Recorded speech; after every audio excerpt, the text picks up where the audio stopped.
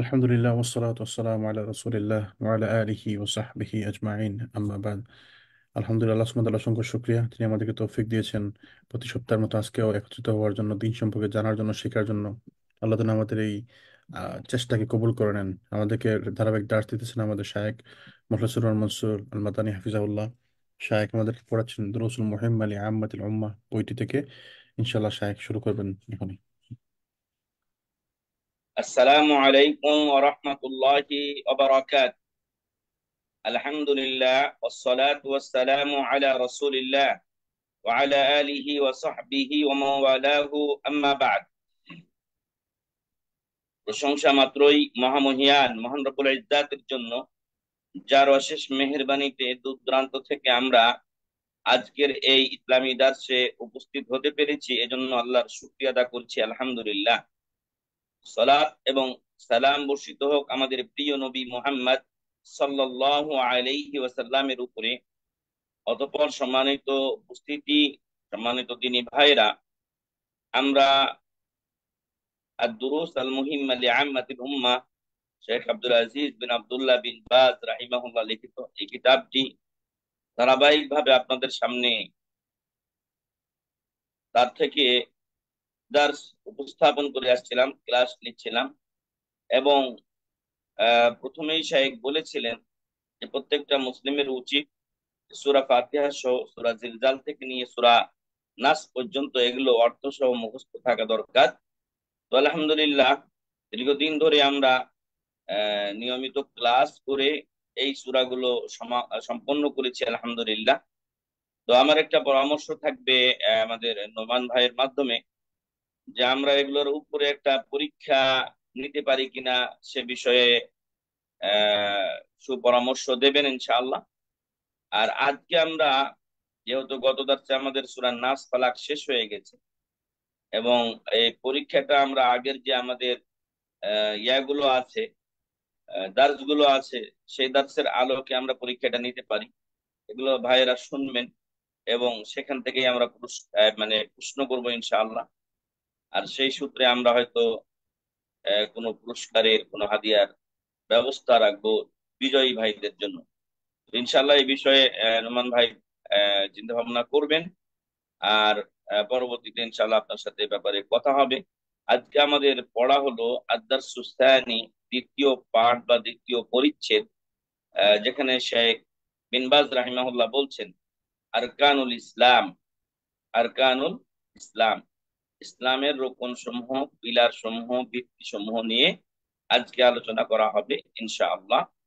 তার মধ্যে উনি বলছেন যে বায়ানু আরকানিল ইসলাম আল খামসা। যেই সূরা, ছোট ছোট সূরাগুলোর ব্যাখ্যা জানার কথা বললাম, সেগুলো জানার পরে আমাদের জানতে হবে ইসলামের যে পাঁচটি রোকন আছে সেই পাঁচটি রোকন সম্পর্কে। তারপর বলছেন ওয়া আউয়ালুহা ওয়া আ'যামুহা, এই ইসলামের পঞ্চ পিলার, পাঁচটি পিলারের মধ্যে সবচাইতে প্রথম এবং সবচাইতে মর্যাদাবান যে পিলারটি, সেটি হচ্ছে শাহাদাতু আল্লা ইলাহা ইল্লাল্লাহ ওয়া আন্না মুহাম্মাদার রাসূলুল্লাহ। এ কথার সাক্ষ্য দেওয়া যে আল্লাহ ছাড়া সত্যিকার কোনো মাবুদ নেই এবং মুহাম্মদ সাল্লাল্লাহু আলাইহি ওয়াসাল্লাম আল্লাহর রাসূল।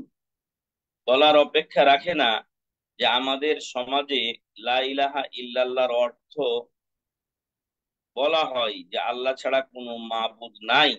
এই অর্থটি ভুল, বরং সঠিক অর্থ হচ্ছে আল্লাহ ছাড়া সত্য কোনো মাবুদ নেই।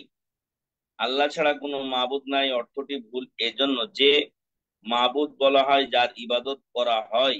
যখন আমি বললাম যে আল্লাহ ছাড়া কোনো মাবুদ নাই, মানে আল্লাহ ছাড়া কারো ইবাদত করা হয় না এই পৃথিবীতে, তখন মূলত যে সকল আহ হিন্দুদের, বৌদ্ধদের, খ্রিস্টানদের মাবুদ বানিয়ে নিয়েছে তারা, সেগুলোকে অস্বীকার করা হয়, সেগুলোর অস্তিত্বকে অস্বীকার করা হয়। সেগুলো তো আছে, সেগুলোর অস্তিত্ব আছে, কিন্তু সেগুলো সঠিক নয়, সেগুলো সঠিক নয়। এজন্য সালফে সালেহীন এবং আরব উলামায়ে কিরাম লা ইলাহা ইল্লাল্লাহ মুহাম্মাদুর রাসূলুল্লাহ অথবা আশহাদু আল্লা ইলাহা ইল্লাল্লাহ ওয়া আশহাদু আন্না মুহাম্মাদুর রাসূলুল্লাহ, এই প্রথম অংশ শাহাদাতু আল্লা ইলাহা ইল্লাল্লাহর অর্থ করেন আল্লাহ ছাড়া সত্যিকার কোনো মাবুদ নেই। হ্যাঁ, আছে বাতিল মাবুদ, সেগুলো সত্য মাবুদ নয়, সেগুলো ইবাদতের যোগ্যতা রাখে না।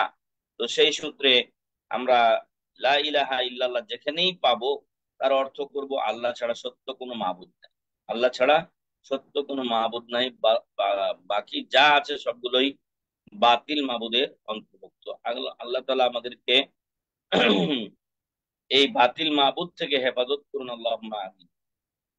যদি আমরা গভীর ভাবে খেয়াল করি তাহলে দেখতে পাবো যে যদি আমি বলি যে আল্লাহ ছাড়া কোনো মাবুদ নাই, তখন মানে আল্লাহ ছাড়া কারো ইবাদত করা হয় না, এর বিপরীতমুখী অর্থ যদি আমরা নেই, তাহলে হয় এটা যে যেহেতু আল্লাহ ছাড়া কারো ইবাদত করা হয় না, সেহেতু যারই ইবাদত করা হয় সেই আল্লাহ, নাউযুবিল্লাহ। তো এইভাবে যদি লা ইলাহা ইল্লাল্লাহর অর্থটা আমাদের প্রচলিত অর্থ করা হয়, তখন এটা বহুত্ববাদের অর্থ চলে আসে, নাউযুবিল্লাহ মিন যালিক। বাস্তবতা পরিপন্থী অর্থ চলে আসে যে আল্লাহ ছাড়া কোনো মাবুদ নাই, অথচ হিন্দুরা হাজারো মাবুদের পূজা করছে, বৌদ্ধ খ্রিস্টানি ইসাইরা করছে। তো সেগুলো অস্তিত্বকে অস্বীকার করা হয়, আরো অন্যান্যরা যারা যেগুলো পূজা করছে সেগুলোকে অস্বীকার করা হয়। আর যদি আমি বলি আল্লাহ ছাড়া সত্য কোনো মাবুদ নাই, তাহলে এটা সঠিক থাকে যে আল্লাহ ছাড়া সত্য কোনো মাবুদ নাই, বাকিগুলো বাতিল মাবুদ। তো যাই হোক, শাইখ বলছেন যে এটা হলো প্রথম রকম, এটা হলো পাঁচটি রকমের প্রথম রকম। বেশারহে মাআনিহা মা বায়ানে শুরুতি লা ইলাহা ইল্লাল্লাহ। আর সাথে সাথে আহ এই লা ইলাহা ইল্লাল্লাহ এবং মুহাম্মদুর রাসূলুল্লাহর অর্থটা আমাদের যেমন জানতে হবে, তেমনি উভয়টার যে রোকন গুলো আছে সেই রোকন গুলো সম্পর্কে জানতে হবে। মানে লা ইলাহা ইল্লাল্লাহরও আলাদা রোকন রয়েছে এবং মুহাম্মদুর রাসূলুল্লাহরও কিছু রোকন রয়েছে। সেই রোকন গুলো অনুসারে এই কালিমা যেমন পড়তে হবে, তেমন মানতে হবে, তবেই আমাদের কালিমা পড়ে উপকার হবে। নতুবা আমাদের প্রচলিত গতানুগতিক নিয়মে আমরা কালিমা পড়ি, অর্থ বুঝি না, আর তার দাবি কি চাহিদা কি সেটাও জানি না। যার ফলে কালিমা পড়েও ঘুষ খাই, কালিমা পড়ে সুদ খাই, কালিমা পড়ে জেনা করে, কালিমা করে শিরিক করে, কালিমা করে মাজারে যাই, কালিমা পড়ে বিদআত করে। এসব গুলো রয়েছে, কেন রয়েছে? কারণ কালিমার মর্মই সে বুঝিনি, কালিমার মর্মই সে বুঝিনি। এজন্য সম্মানিত দর্শক শ্রোতা, আমাদের অবশ্যই এই কালিমার মর্ম বোঝা উচিত। তো যাই হোক, শাইখ বললেন যে বেশারহে মাআনিহা মা বায়ানি শুরুতি লা ইলাহা ইল্লাল্লাহ। তো এর অর্থ যেমন জানতে হবে কালিমায়ে তাওহীদ পুরোটা, তেমনি আর অর্থটা আমরা বলে আসলাম। আর মা বায়ানে মা বায়ানি শুরুতি লা ইলাহা ইল্লাল্লাহ, সাথে সাথে লা ইলাহা ইল্লাল্লাহ প্রায় 8টি শর্ত রয়েছে, 7টি মূল, আরেকটা অনেকেই বলে থাকেন, এটা দিয়ে শাইখ বলছেন মোট 8টি শর্ত রয়েছে, সেই শর্তগুলো জানতে হবে।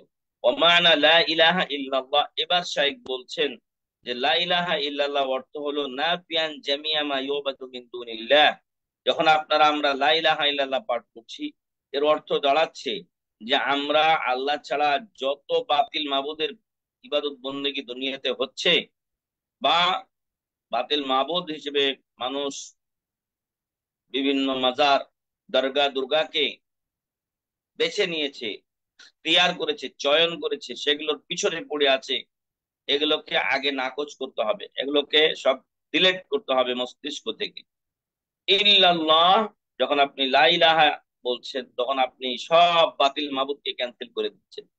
যখন আপনি ইল্লাল্লাহ বলছেন, এটাকে আরবিতে বলা হচ্ছে আল ইসবাত বা মুসবিতান আল ইবাদাতা লিল্লাহি ওয়াহদাহু লা শারীকা লাহ। তখন আপনি যখন ইল্লাল্লাহ বলছেন, তখন আপনি যাবতীয় ইবাদতকে একমাত্র আল্লাহর জন্য স্বীকার করছেন, যাবতীয় ইবাদতকে আপনি আল্লাহর জন্য স্বীকার করছেন। লা ইলাহাতে আপনি যাবতীয় ইবাদতকে গায়রুল্লাহর জন্য অস্বীকার করছেন, আর ইল্লাল্লাহতে আপনি যাবতীয় ইবাদত একমাত্র আল্লাহর জন্য স্বীকার করছেন। এটাই হলো কালিমায়ে তাওহীদ। লা ইলাহা ইল্লাল্লাহ যে রোকন রয়েছে, দুটো রোকন, একটা হলো নাফি, একটা হলো ইসবাত। তার প্রমাণ, তার প্রমাণ যে লা ইলাহা হলো নাফি আর ইল্লাল্লাহ হলো ইসবাত, সেটা দলিল আমরা কোরআন থেকে বলবো। তার আগে শেখের ছাত্র ফাহাদ, ডক্টর ফাহাদ, তিনি বলছেন যে ফামানা লা ইলাহা ইল্লাল্লাহ, লা ইলাহা ইল্লাল্লাহর অর্থ দাঁড়ালো আল ইতিকাদু ওয়াল ইকরারু আন্নাহু লা ইস্তাহিকুল ইবাদাতা ইল্লাল্লাহ, এ কথার স্বীকারোক্তি দেওয়া এবং এ কথা বিশ্বাস করা যে আল্লাহ ছাড়া কেউ সত্যিকার অর্থে ইবাদতের হকদার নয়। ওয়া ইলতিজামু যালিকা ওয়াল আমালু বিহ, এবং সাথে সাথে এটা মুখে বললে হবে না, এটা নিজেকে আঁকড়ে ধরতে হবে। আমি যে কালিমাটা পড়লাম সেই কালিমাটা আঁকড়ে ধরতে হবে, সে অনুযায়ী আমাকে আমলও করতে হবে, সে অনুযায়ী আমাকে আমলও করতে হবে। বা ইবাদাতুল্লাহি ওয়া আদমুল ইশরাকি বিহি হাদা মা'না লা ইলাহা ইল্লাল্লাহ। অতএব আপনি এক আল্লাহর ইবাদত করবেন, তার সাথে কাউকে শরীক করবেন না, এটাই হলো লা ইলাহা ইল্লাল্লাহর অর্থ। আল্লাহ তাআলা কোরআনে বলেছেন, ফাআলাম আন্নাহু লা ইলাহা ইল্লাল্লাহ ওয়াস্তাগফির লিযামবিক। আপনি জেনে নিন যে আল্লাহ ছাড়া সত্যিকার কোনো মাবুদ নেই এবং আপনি আপনার গুনার জন্য ক্ষমা চান, আপনি আপনার গুনার জন্য ক্ষমা চান। তো এইখানে বলা হচ্ছে যে ফাআলাম আন্নাহু লা ইলাহা ইল্লাল্লাহ, জেনে নাও যে আল্লাহ ছাড়া সত্যিকার কোনো মাবুদ নেই। ইয়ানি ইআলাম আন্নাহুল মুস্তাহিক্কু লিল ইবাদাহ, অর্থাৎ তুমি জেনে নাও যে একমাত্র ইবাদতের হকদার হলেন মহান রব্বুল আলামিন। ওয়া আন্নাহু লা ইবাদাতা লিগাইরিহি, এবং আল্লাহ ছাড়া অন্যের জন্য কোনো ইবাদত করাই যাবে না। বাল হুয়াল মুস্তাহিক্কু লাহা ওয়াহদাহ, বরং ইবাদতের একমাত্র একমাত্র যথাযোগ্য হকদার হলেন মহান রব্বুল আলামিন। ওয়া আন্নাহুল ইলাহুল হক আল্লাযী লা তানবাগিল ইবাদাতু লিগাইরিহি আযজা ওয়া জাল, এবং তিনি হলেন একমাত্র সত্য মাবুদ, এবং তিনি ব্যতীত অন্যের ইবাদত করা বিবেকবান কোন মানুষের জন্য উচিত নয়, জায়েজ নয়। ও আরকানু লা ইলাহা ইল্লাল্লাহ, ইতিপূর্বে আমরা বলে আসলাম যে লা ইলাহা ইল্লাল্লাহর রোকন হলো দুটো। একটা হলো আন-নাফিউ, না বোধক, লা ইলাহা যেটা আমরা বলছি, লা ইলাহাতে মানে সত্য কোনো ইলাহ নেই, এই কথাটাকে মানে যাবতীয় বাতিল মাবুদ গুলোকে অস্বীকার করা হচ্ছে, সেগুলোকে ডিলেট ও ক্যান্সেল করে দেওয়া হচ্ছে। বলছেন এখানে শেখের ছাত্র, ইউবতিলু শিরকা বিজামি আনওয়াইহি ওয়া ইউজিবুল কুফরা বিকুল্লি মা ইউবাদু মিন দুনিল্লাহ। যখন আপনি লা ইলাহা পড়বেন, লা ইলাহা যখন আপনি পড়বেন, তখন সকল প্রকার শিরককে এখানে আহ নাকচ করে দেওয়া হয়েছে, এবং আল্লাহ তাআলা ব্যতীত যা কিছু পূজা করা হয় সেগুলোকে প্রত্যাখ্যান করা হয়েছে, সেগুলোকে প্রত্যাখ্যান করা হয়েছে। এটা হলো লা ইলাহা, মানে আল্লাহ ছাড়া যাবতীয় বাতিল মাবুদকে অস্বীকার করা হয়েছে। দুই নাম্বার ইল্লাল্লাহ, এটাকে বলা হচ্ছে, এই রকমটাকে আল ইসবাত, হ্যাঁ বোধ বলছে ইউসবিতু ইউসবিতু আন্নাহু লা ইস্তাহিকুল ইবাদাতা ইল্লাল্লাহ। এই কালিমার দ্বারা মানে এটা স্বীকার করা হচ্ছে, প্রমাণ করা হচ্ছে যে একমাত্র ইবাদতের হকদারই হলেন মহান রব্বুল আলামিন। ওয়াকাদ জাআ মা'না যালিকা ফি কিতাবিল্লাহ। আর এই যে লা ইলাহা ইল্লাল্লাহ, এ দুটো আমরা রোকন বানালাম, একটা না বোধক লা ইলাহা, সকল বাতিল মাবুদকে অস্বীকার করা, ইল্লাল্লাহ সকল ইবাদত একমাত্র আল্লাহর জন্য স্বীকার করা। তো এর দলিল কি? দলিল বলা হচ্ছে, ফামান ইয়াকফুর বিত-তাগুত, যারা তাগুতকে অস্বীকার করবে, ওয়া ইউমিন বিল্লাহ, এবং আল্লাহর প্রতি ঈমান নিয়ে আসবে, ফাকাদ ইসতামসাকা বিল উরওয়াতিল উসকা, সে ব্যক্তি একটা মজবুত রশি ও হাতল ধারণ করলো, লান ফিসামা লাহা, যা কখনোই ভাঙ্গার, ছেঁড়ার, টুটার নয়। সূরাতুল বাকারা 256 নম্বর আয়াত। তো এখানে ফামান ইয়াকফুর বিত-তাগুত, এই শব্দটা বলা হয়েছে, ওয়া মা'না রুকনিল আউয়াল, আর এটা হলো লা ইলাহার যে আমরা না বোধক রোকন বলেছি, তার অর্থের উপরে প্রমাণ বহনকারী। ফামান ইয়াকফুর বিত-তাগুত, যে ব্যক্তি তাগুতকে অস্বীকার, তাহলে আমরা লা ইলাহা ইল্লাল্লাহ কিন্তু তাগুতকে অস্বীকার করেছিলাম, সকল বাতিল মাবুদকে আমরা প্রত্যাখ্যান করেছিলাম, এবং আল্লাহ তাআলা ব্যতীত যাদের পূজা করা হয় সেগুলোকে এই লা ইলাহা সেগুলোকে প্রত্যাখ্যান করা ওয়াজিব করে দেয়। তো এই হলো ফামান ইয়াকফুর বিত-তাগুত প্রথম অংশের দলিল।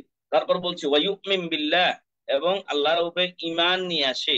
ওয়া হাযা মা'না আর-রুকন আস-সানি, এটা হলো ইল্লাল্লাহর যে অর্থ, যে রকম দ্বিতীয় অংশ ইসবাত আবুদক, সেটার উপরে প্রমাণ বহন করছে। তারপরে আল্লাহ তাআলা বলছেন যে ইব্রাহিম আলাইহিস সালাম বলেছিলেন, ইন্নানি বারাউম মিম্মা তা'বুদুন, ইন্নানি বারাউম মিম্মা তা'বুদুন, নিশ্চয় তোমরা যেগুলোর ইবাদত করছো, যাদের যে মূর্তিগুলোকে পূজা করছো, আমি তোমাদের এই বাতিল মাবুদ গুলো থেকে মুক্ত। ইল্লাল্লাযী ফাতারানি ফা ইন্নাহু সায়াহদিন, তবে যিনি আমাকে সৃষ্টি করেছেন তার থেকে আমি মুক্ত নই, তিনি শীঘ্রই আমাকে হেদায়েত দান করবেন ইনশাআল্লাহ। তো ইন্নানি বারাউম মিম্মা তা'বুদুন, বাতিল মাবুদকে এখানে প্রত্যাখ্যান করা হয়েছে, এটাই হলো লা ইলাহা, এটাই হলো নাফি, না বোধক, প্রথম রুকন। আর তারপরে ইল্লাল্লাযী ফাতারানি, যিনি আমাকে সৃষ্টি করেছেন সেই মাবুদ ব্যতীত, এটার দ্বারা ইল্লাল্লাহর ইসবাত, হা বোধক রুকনকে সাব্যস্ত করা হয়েছে। তো তাহলে সম্মানিত উপস্থিতি, আমরা আরকানু লা ইলাহা ইল্লাল্লাহ এর দুটো অংশ জানতে পারলাম, না বোধক এবং হা বোধক। সাথে সাথে শাহাদাতু আল্লাহ ইলাহা ইল্লাল্লাহ এর অর্থ কি, আল্লাহ ছাড়া সত্যিকার কোনো মাবুদ নেই, অর্থাৎ আল্লাহ ছাড়া যাদের পূজা অর্চনা করা হয় সেগুলোকে প্রত্যাখ্যান করা, সেগুলোকে অস্বীকার করা। আর যখন ইল্লাল্লাহ বললাম, তখন কালিমায়ে তাওহীদ লা ইলাহা ইল্লাল্লাহ এই অর্থকে জানা এবং সেটাকে আঁকড়ে ধরা, সে অনুযায়ী আমল করা, এটা আবশ্যক হয়ে যায় আমাদের উপরে। মহান রব্বুল আলামিন যেন আমাদেরকে এই কালিমায়ে তাওহীদের প্রথম অংশ লা ইলাহা ইল্লাল্লাহর যে দুটো রকম বললাম, তার অর্থ বললাম, সেগুলোকে সঠিকভাবে জানার, মানার তৌফিক দান করেন। আল্লাহুম্মা আমিন। জাযাকুমুল্লাহু খাইরান। সুবহানাকা আল্লাহুম্মা ওয়া বিহামদিকা আশহাদু আল লা ইলাহা ইল্লা আনতা আস্তাগফিরুকা ওয়া আতুবু ইলাইক। সাল্লাল্লাহু আলা নাবিয়িনা মুহাম্মদ ওয়া আলা আলিহি ওয়া সাহবিহি আজমাইন। কোন ভাইয়ের প্রশ্ন ছিল? জাযাকাল্লাহু খাইরান শাইখ, গুরুত্বপূর্ণ দার্সের জন্য। আলহামদুলিল্লাহ, আমরা আসলে এখন আরো একটু ডিপে ঢুকতেছি। আমাদের যদি ডিপে ঢুকতেছি না, আমাদের এগুলো বেসিক সবার জানা দরকার। খুবই গুরুত্বপূর্ণ দার্স। জাযাকাল্লাহু খাইরান শাইখ। শাইখ, একটি জিজ্ঞাসা ছিল, আমরা যদি কেউ কোনো ভাইরা যদি বই ফলো করতে চায় আপনার সাথে সাথে ক্লাসের সাথে, তো কোন বইটা ফলো করলে ভালো হবে, মানে কোন ব্যাখ্যাটা? আমাদের কাছে যেটা আছে সেটা শেখ আব্দুর রাজ্জাক আল বদর হাফিজাহুল্লাহর ইংলিশ এক্সপ্লানেশনটা আছে আমাদের কাছে। মানে আমি সাপ্লাই দিতে পারবো সবাইকে। আর দুরুস যদি মুহিম্মা, এই আমাদের বইটা জি, যদি মানে কোন যেটা আপনাদের কাছে অ্যাভেলেবেল আছে সেটাই আপনারা ফলো করেন, ভালো হবে ইনশাল্লাহ। আমাদের কাছে যেটা আছে আব্দুর রাজ্জাক আল বদর হাফিজাহুল্লাহ ওনার এক্সপ্লানেশনটা আর কি, ওনার ব্যাখ্যাটা। যদি উনি করে থাকেন সেই ব্যাখ্যা, তো আপনারা সেটা গ্রহণ করতে পারেন, সমস্যা নেই। উনি তো সৌদি আরবের যারা বা বিশ্ব বরেণ্য যারা আলেম তাদের অন্যতম একজন। জি জি, ঠিক আছে, তাহলে আমি এটা শেয়ার করে দিব গ্রুপে, যেন সবাই চাইলে ডাউনলোড করে হ্যাঁ, নিতে পারে ইনশাআল্লাহ। আর যদি ওই যে বলছিলাম যে পরীক্ষার কোনো বিষয়ে করেন, তাহলে একটু সবার চর্চা হলো আর কি, এই সূরাগুলো জি জি, ইনশাআল্লাহ এটা খুব ভালো প্রস্তাব। ইনশাআল্লাহ সবার সাথে আলোচনা করব যে কিভাবে ইয়ে করা যায়। সবার সাথে আপনি একটু আলোচনা করিয়েন জি যে জি। পরীক্ষা হলে কিন্তু মানে ছাত্ররা একটু পড়াশোনা করে, যদিও আপনারা সবাই কর্মজীবী, কিন্তু কর্মজীবীদের মধ্যেও কিন্তু আমরা যখন, আমি বিশেষ করে আমি যখন ছিলাম, আমাদের শেখ মতিউর রহমান সাহেব মাদানী হাফিজাহুল্লাহ, উনি উনি পরীক্ষা নিতেন না তেমন, কিন্তু আমি পরীক্ষা নিতাম প্রত্যেকটা সাবজেক্টে। প্রত্যেকটা সাবজেক্টে আমি নিয়মিত পড়া নিতাম এবং পরীক্ষা নিতাম। এতে করে ছাত্রদের ভিতরে একটা আগ্রহ তৈরি হতো এবং উদ্যম আসতো, তাদের মধ্যে একটা মানে অ্যাক্টিভিটি তৈরি হতো। আহ, বিশেষ করে প্রতিটা বিষয়েই প্রতিযোগিতা করতাম, বক্তব্য প্রশিক্ষণে প্রতিযোগিতা করতাম।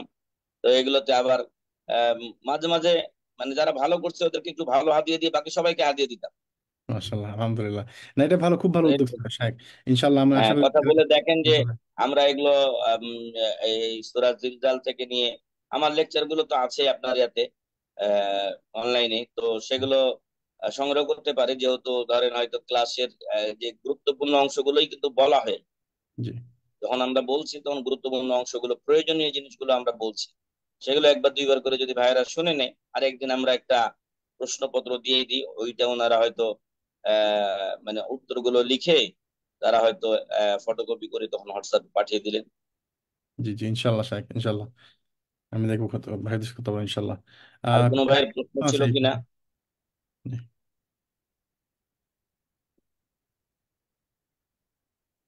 আমাদের আসলে শাহেখ হয়েছে কি, এখন আসর থেকে মাগরিবের মাঝখানে, তো তো ওই সময়টাতে আসলে ওই মানুষজন একটু ব্যস্ত থাকে আসর থেকে মাগরিবের মাঝখানে। আমাদের মাগরিবের নামাজ হয় তখন 8টা 50-এ, এখন আজান হয়। এই জন্য একটু। যা আসসালামু কিছু। আলাইকুম। সালাম রহমতুল্লাহ বরাকাত। শেখ, কেমন আছেন? ভালো আছেন? আলহামদুলিল্লাহ, আলহামদুলিল্লাহ, বলেন। এই তো আলহামদুলিল্লাহ। আমি আমার জন্য দোয়া করেন। এই বছর ইনশাল্লাহ হজের অ্যাপ্লাই করছি, হজ ইনশাল্লাহ হজে যাচ্ছি।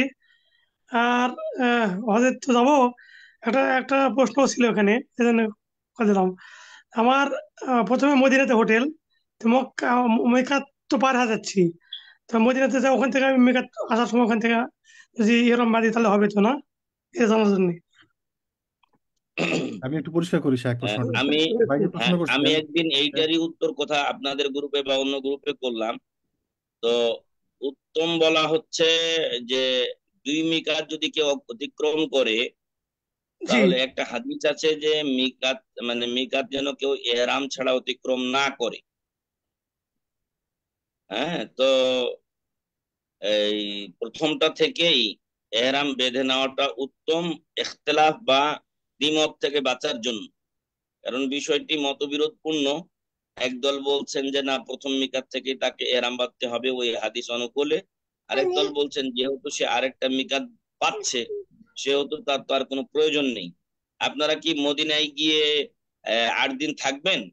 জি জি, মদিনা আমার প্রথমে হোটেল, তারপরে মক্কাতে আসবো, এই জন্য সমস্যা।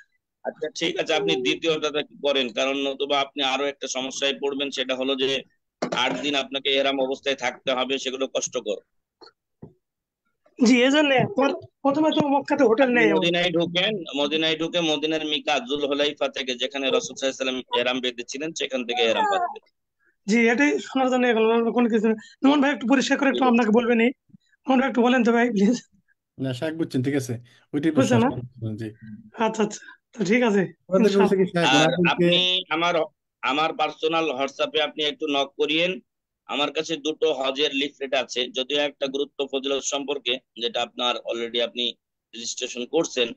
তো দ্বিতীয় আরেকটা লিফলেট আছে হজের বিধিবিধান সম্পর্কে, মানে কয় তারিখে কি কি কাজ করবেন, কোন কাজগুলো করলে কি সমস্যা কাফারা দিতে হয়, বা কিছু নিষিদ্ধ কাজ, সবগুলোই দেওয়া আছে। আশা করি আপনি উপকৃত হবেন। ঠিক আছে। জি জি, আলহামদুলিল্লাহ। আমি আমি ওই ওই আপনার ওই শাইখের লেকচার শুনছি, আপনার ওনার জি নামটা জি ভুলে গেলাম। শাক দুইটা লেকচার মাসুদ। শুনছি। আর এই ঠিক আছে, ইনশাল্লাহ আমি আবুজ্জামান। আপনি পার্সোনাল হোয়াটসঅ্যাপে নক হ্যাঁ, দিন, দেখবেন ইনশাল্লাহ। ইনশাল্লাহ। জাযাকুমুল্লাহ খাইর। আর ওকে, কোনো ভাইয়ের আসসালাম। প্রশ্ন, আর আমাদের সকলের জন্য দোয়া করবেন, হজে যাচ্ছেন সকল, আমাদের সকলের জন্য খাস করে দোয়া করবেন। জি, ইনশাআল্লাহ। আচ্ছা, আল্লাহ আপনার হজ কবুল করুক। আর কবুল হজ করে নিষ্পাপ করে আল্লাহ আপনাকে আবার সহি সালামতে ফিরিয়ে নিয়ে আসুক ভালোভাবে নিজ কর্মস্থলে। এই দোয়াই থাকলো আমাদের মহান রব্বুল আলমিনের কাছে। হ্যাঁ, শেখ আলহামদুলিল্লাহ আমাদের মসজিদ থেকে এবার অনেক ভাইয়েরা হজে যাচ্ছেন।